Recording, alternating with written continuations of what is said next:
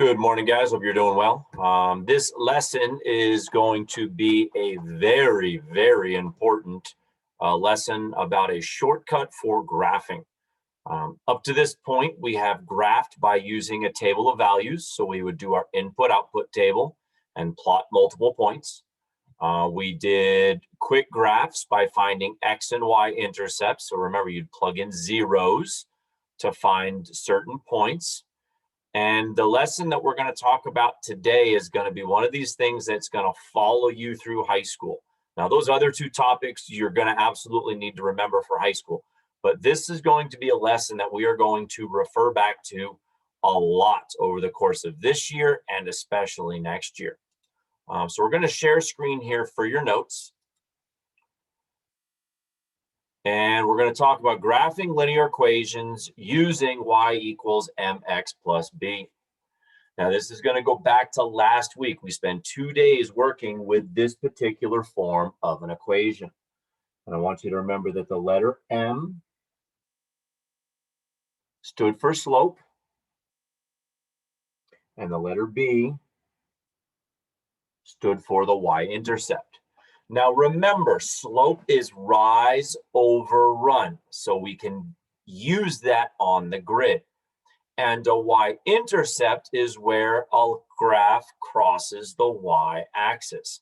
Those two clues are going to allow us to graph. So the first thing you need to do is you got to get y alone. Now the good news is usually this is going to be done for you. You'll have to get y alone in some more advanced problems or more likely in high school algebra. The second thing is we're going to plot our first point. This is going to be the starting point.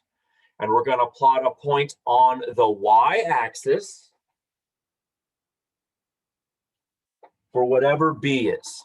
That's our y-intercept. So on the y-axis, that's the axis that goes up and down, we're going to plot our first point. This is the starting point. From that point, we are going to use the m, which is the number in front of x. And we're going to use that to get more points by doing rise over run. So remember, if it's a positive, the elevator goes up. If the slope is negative, the elevator goes down. And we're going to get multiple points. And then we're simply going to draw a line through all of those points.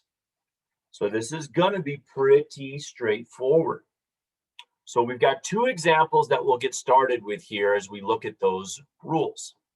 So remember, we're looking for our m and our b. Well, I've got two important numbers here and here.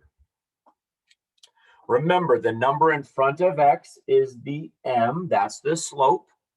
And the number by its lonesome is the b, that's the y-intercept. Now, I am going to plot my first point on the y-axis for whatever b is. Well, b is 5. So on the y-axis, I plot my first point right there at 5. Now, I need to get more points, so I'm going to use the slope. Now, the slope is -2, so I'm going to make that -2 over 1. And remember, that is rise over run. Well, my rise in this case is -2. So from the first dot I drew, the elevator goes down 2 floors, and then I get out in run 1. So I'm going to draw a dot right there. We're going to continue that pattern. The elevator goes down 2 more floors, and then I get out 1. Down 2 over 1. Down 2 over 1. So I can get as many points as I need to make sure that my line is straight. And now I'm going to simply draw a line through it. Now the good news is on your IXL, you're just going to have to get 2 points and it will finish the rest for you. All right. So let's try another example here. We'll do this one in blue. So my slope is here. And my y-intercept is here. So remember, this is always our starting point. This is where we begin. So my first point is going to be -1 on the y-axis. So I got to go down to -1. And I'm going to plot my first point right there. My rise over run. From that blue dot, I am going to rise 3 and then run 4. So the elevator goes up 3, 1, 2, 3, and then run to the right 4. 1, 2, 3, 4. Do it again. Rise 3, 1, 2, 3, run 4. 1, 2, 3, 4.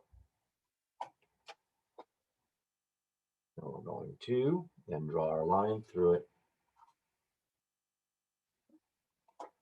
So 2 super important clues. The number touching x is slope, and the number at the end is the y-intercept.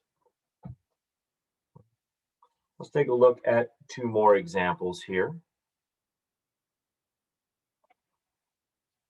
So remember, take this 6 and make it 6 over 1 because that's my rise and my run. So this is my M. That's my B. So where do I plot my first point? Hopefully you said on the y-axis at 1, because that's the y-intercept. Now from that blue dot, I need more points. So I use my rise and my run. So what am I going to do? I'm going to rise 6 and run 1. So from here, rise 6, 1, 2, 3, 4, 5, 6, and run 1. We're going to run out of room if we do more, so let's just go ahead and connect those dots right there to get that graph.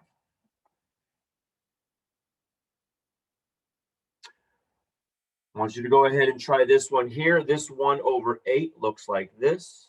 It's just a little tricky to sometimes do. So I want you to just sketch what that graph would look like, and then I'll show you and we'll see how you did. So we've got 1/8 is the slope and +3 is the y-intercept. So on the y-axis, we're going to put a dot right here at 3. And then from there, I'm going to rise 1, run 8. So I'm going to go up only 1 floor, and then I'm going to run 8. So 1, 2, 3, 4, 5, 6, 7, 8. Rise 1, run 8. We're going to draw a line through those. And there you go. Remember, positive slopes, the elevator goes up, and then you run to the right. Negative slopes, the elevator goes down, and then run to the right. And then how about a special case scenario here? Let's see what you guys remember. Y = 5 is a special one. And if we recall from last week,